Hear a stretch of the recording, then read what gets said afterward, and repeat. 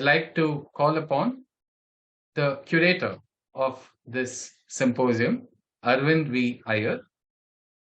Arvind, take it away from here with the symposium concept. Om Tat Sat.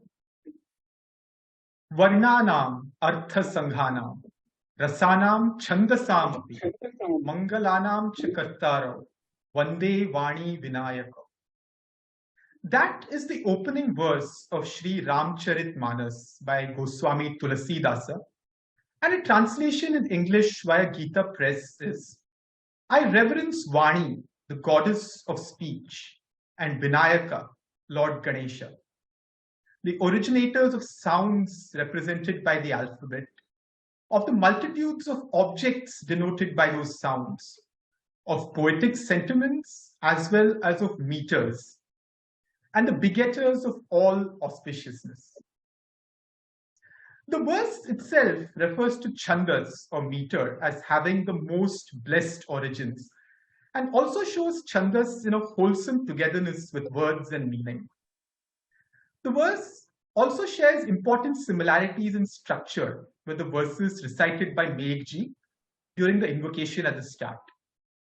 Each verse had 4 quarters called padas or feet. Each pada or foot had exactly 8 sounds or syllables. Vande Vani Vinayaka. Further, there are rules that are being followed about whether a sound occurring at a specific position in a foot was short, like ha or ri, or long, like re or gum.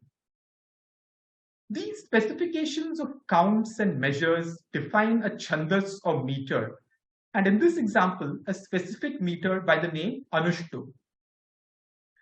Consider another meter where each pada has 11 syllables in this pattern. Nanana, nanana, nanana, nana. A devotional verse in this meter familiar to children goes, Tvameva mata cha pita tvameva, tvameva bandhuscha sakha tvameva, tvameva vidya dravinam tvameva, tvameva sarvam mamadeva deva. This meter is called Upendra Vajra. It belongs to the Trishtub class of meters, which, like the Anushtub class we saw in the earlier examples, has origins going back to the Veda. Poetic meters, or Chandamsi, like these ancient ones and others that blossomed in later periods, are the topic of today's symposium titled Chandas, Cadences of Indic Thought. Poetry on the whole occupies a rather reduced space in the modern schooling experience, both in the page count of language textbooks and in the memory of most students once they finish schooling. In the living Bharatiya traditions, by contrast, poetry starts at the nursery rhyme stage where children are taught verses like Tvameva Matacha, and thereafter remains undiminished as a prime medium of expression for the entire range of Bharatiya thought. Shruti, Smriti, Purana, Itihasa, Mahakavyas, Shastra Granthas, and so on. Metric verse, along with being a medium of expression, is also a medium of impression into both young minds and matured minds. Acquiring an early familiarity and a feel for Chandas brings the advantages of greater ease and fuller joy in the study of Bharatiya literature by developing both reading fluency and aesthetic sensitivity. We look forward today to experiencing the ease and the joy that the rhythm of Chandas brings in a practical demonstration by Srimati Sri Lalita Rupanagudi and Sri Raghavendra Hebbadalu. During learning and recitation of the Veda mantras in a traditional manner, it's customary to acknowledge the name of the Chandas of the mantra, along with the names of the Rishi who first witnessed the mantra and the Devata to whom it is addressed. The place of Chandas is thus prominent right from the Veda onwards. The Chandas Shastra of Pingala is a definitive pioneering text in Chandas, like the Ashtadhyayi of Panini is for Vyakarna, and it contains a treatment of poetic meters occurring in the Veda corpus.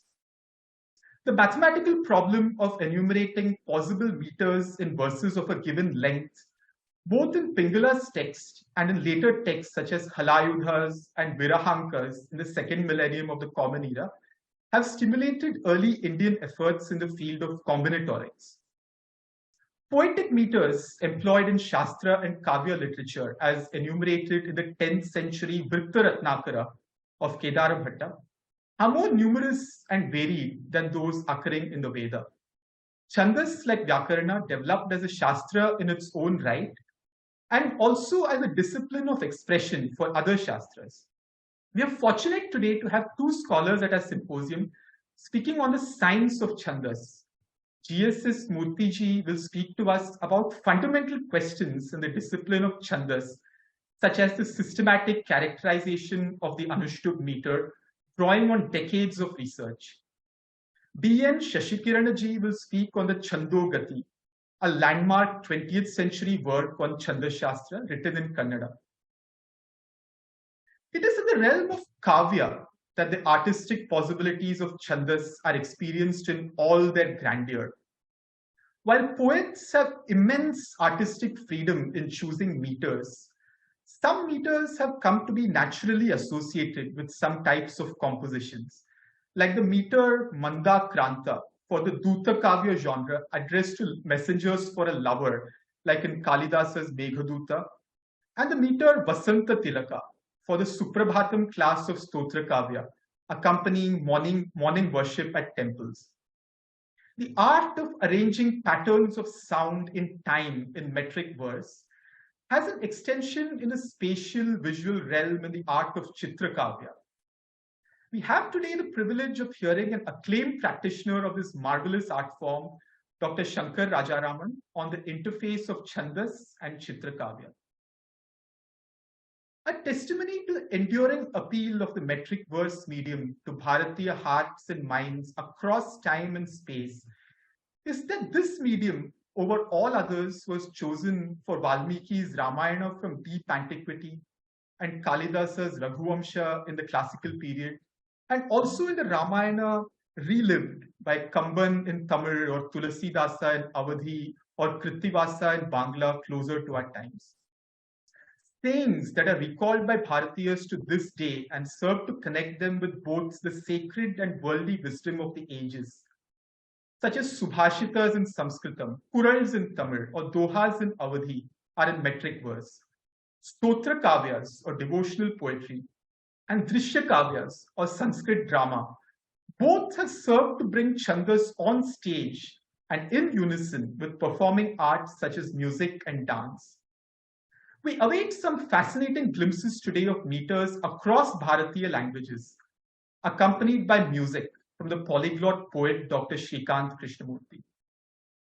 Metric verse stands out as an appealing and enduring medium for the expression of Bharatiya thought, be it in the hymns of the Veda, epic and devotional poetry, or treatises on the sciences and arts encompassing both Shastra and Kavya. To cap a multifaceted discussion on Chandas today, we have none other than Dr. Nagaraj Paturiji, Senior Director and Chief Curator of INDICA. As I invite you all for the feast that is to come, it seems fitting to express the concept of this symposium in metric verse 2. Chandamsi jatani pura shrutibhya, chandobhivridhya kavita vibhuti, Chando maya shastra katha prasangaha, Chandassu nandantu kala rasagnaha.